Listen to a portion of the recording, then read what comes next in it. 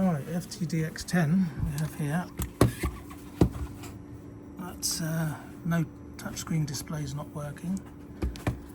So normally it's that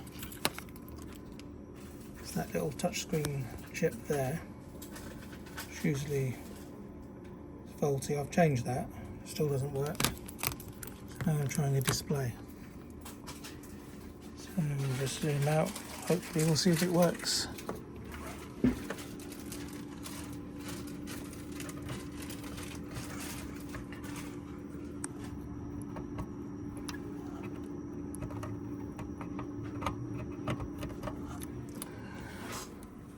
Right, switch on.